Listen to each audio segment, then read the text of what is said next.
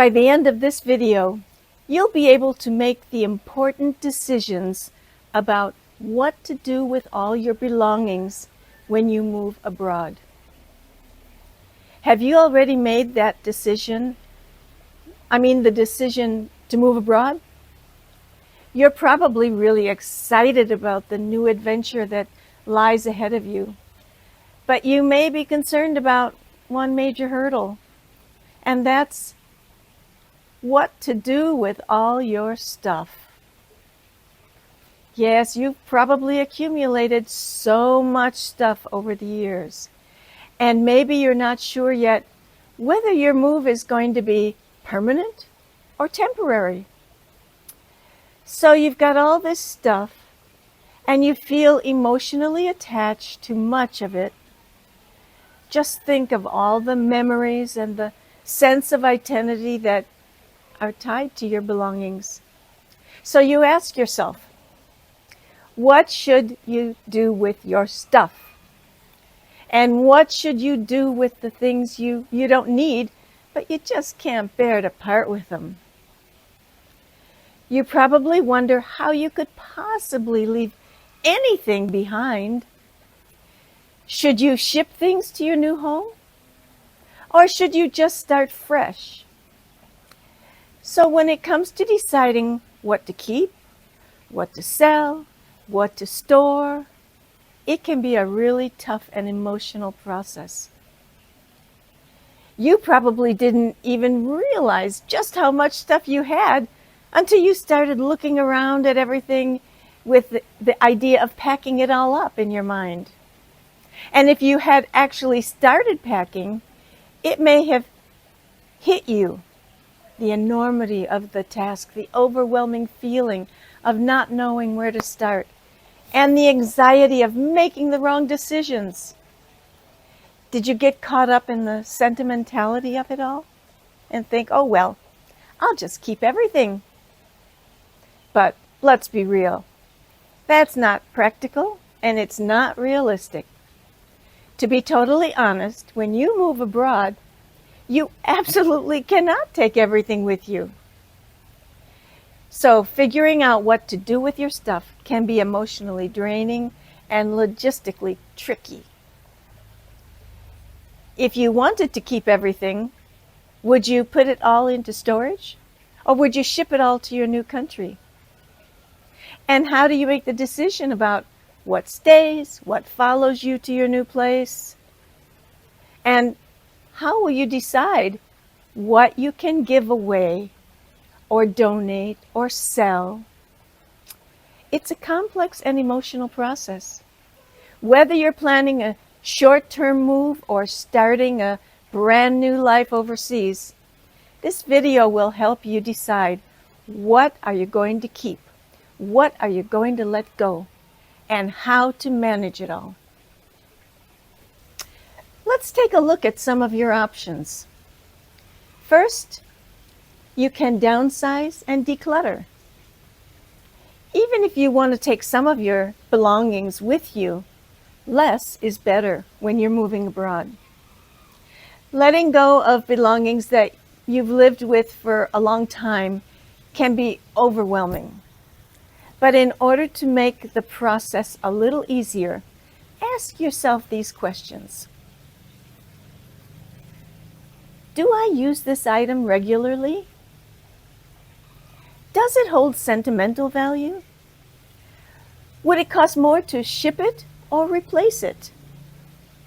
Have I used the item in the past year? If not, you probably don't need it anyhow. Do you have a lot of photos and necessary documents? Change them into digital format. That'll reduce a lot of physical space. The answers to these questions can help you make the best decisions possible for your situation. Before we go on to your second option, hi, I'm Kate, and this is my YouTube channel, Kate Gypsy. It has videos to encourage people to break free from their routine and create a more interesting and a more adventurous lifestyle for themselves. I myself did that back in 1982 when I took a short-term job in Indonesia. I was 38 years old, but I'm still here living my best life 42 years later. So let's go on to your second option, selling and donating unneeded items. Once you've done some decluttering from the first step, you can decide which items you should sell or donate.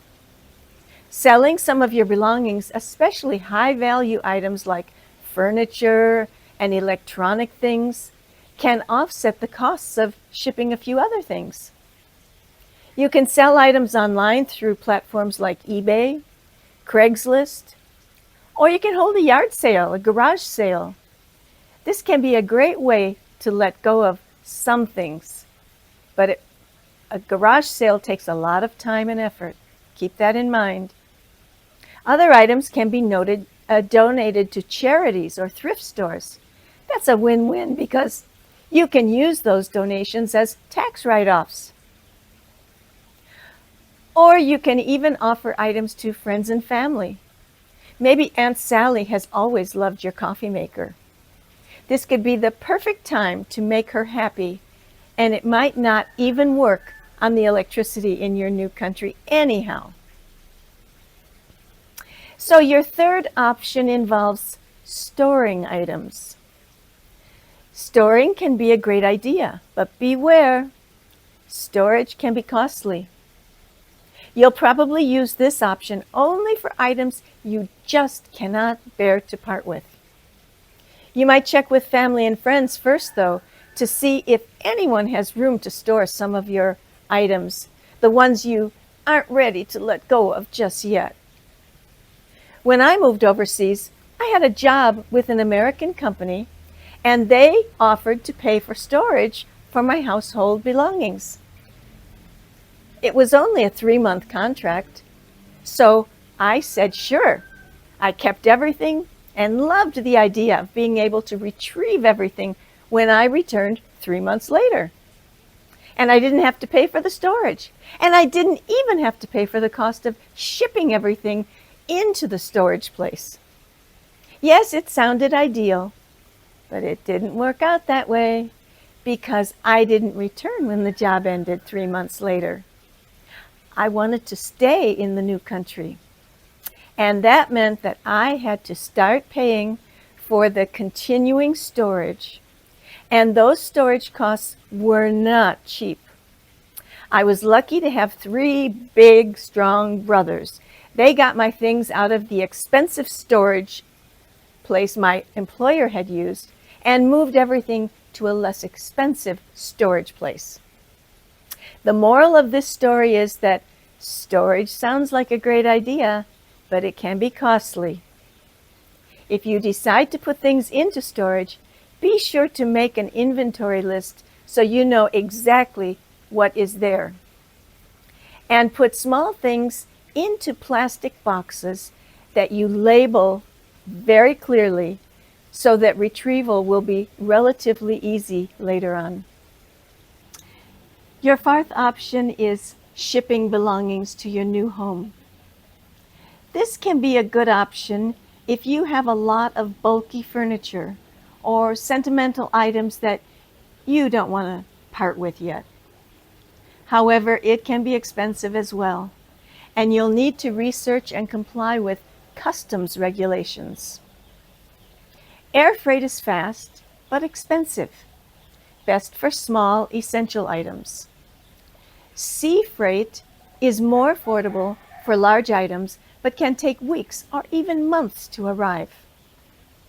If you decide to ship belongings, please get quotes from several places to find the best deal. And be sure to check customs regulations so you don't end up with surprises about customs fees. So, moving abroad and dealing with your stuff can be a daunting task, but it's not impossible. Managing your belongings is all about finding what works for you. Everyone's situation is different, but with some planning, you can make the process much smoother. And once you're settled in your new home, you might be surprised to find out that you don't even miss the things that you left behind. Just remember, it's okay to take your time. It's okay to be emotional about everything. And just expect that you'll make some mistakes. The most important thing is to stay focused on your goals and be intentional about the decisions you make. Are you ready to move abroad? Have you decided how to deal with your belongings? Please leave me a comment with any questions you might have. Bye for now. Thanks. See you next time.